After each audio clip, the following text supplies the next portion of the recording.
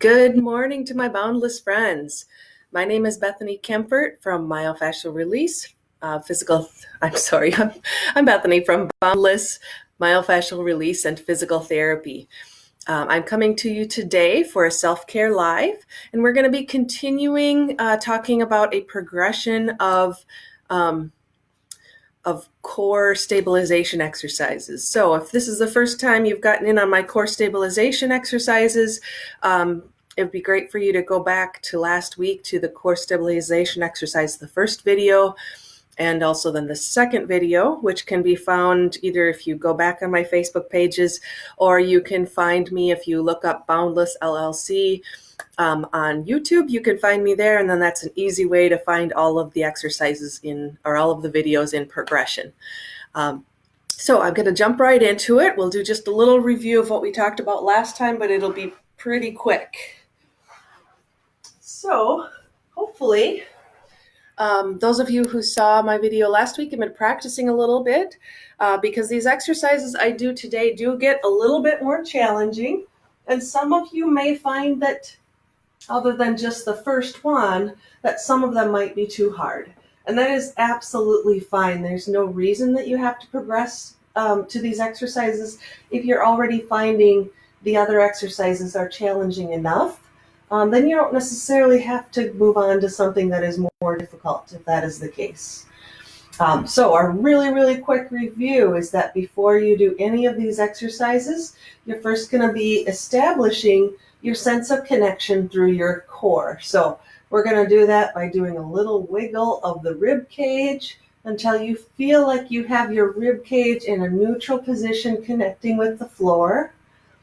And then you're going to wiggle your hips around a little bit until, a little arch, a little flattening, until you feel like you have found a nice, neutral, relaxed position of your pelvis. And then I want you to take a nice deep breath and see if you can feel that sense of connection between your rib cage and your pelvis. So nice deep breath and feel where the rib cage is. Feel where the pelvis is. Feel where they are relative to each other. Okay?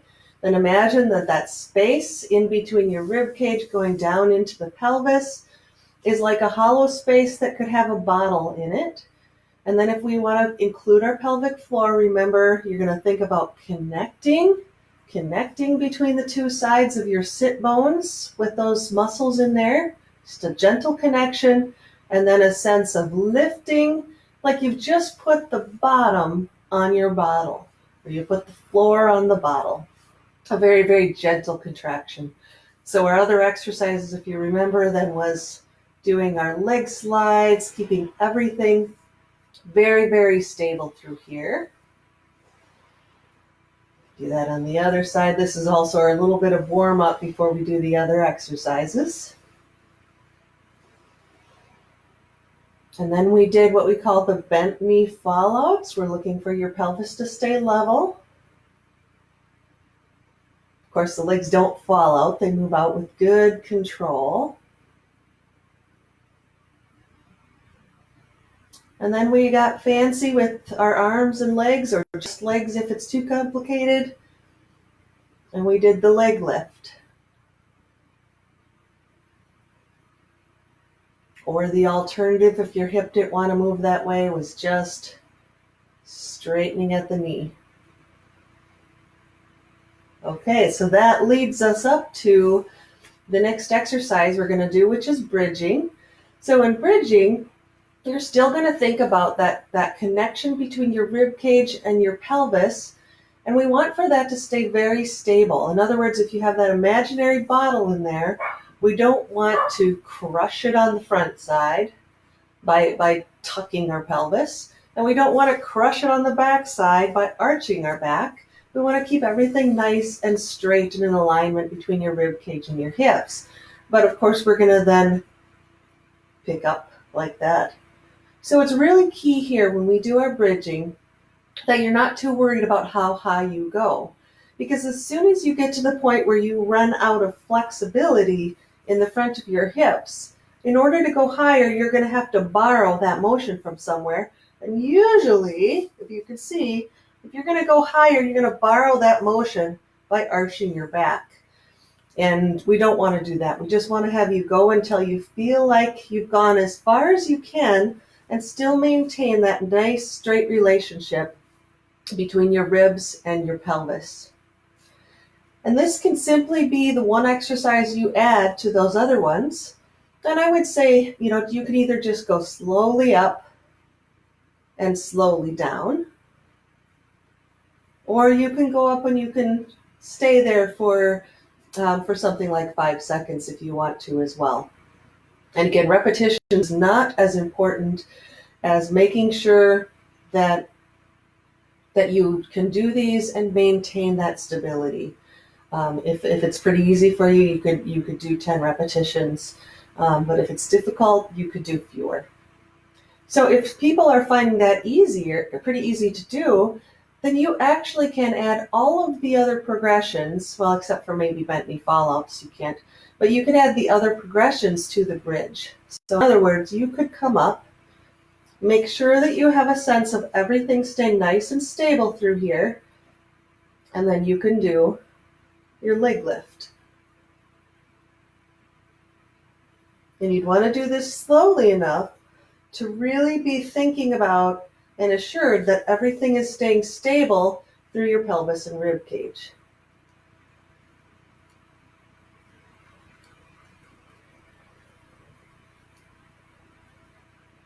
Now, it's a debate whether the other one is easier or harder, but you can also do where you just straighten the leg, right? Or we could do straightening the leg this way. You'll especially find, because you're lifted, that if you're straightening your leg this way, you probably aren't going to be able to straighten it all the way. I get to about here, and I know that for me to go further, because my muscles have reached the end of their length here, for me to go further, I would have to arch my back, which I don't want to do. So that is actually a tougher exercise than the other ones rather than an easier one, because of how much you have to pay attention to where you hit your limit. Okay. Now, those exercises could also be done with your arms, just like we did with the arms on the other exercises. No difficulty, because I'm seeing myself being a little bit slow motion right now, so my apologies if that's happening on your end.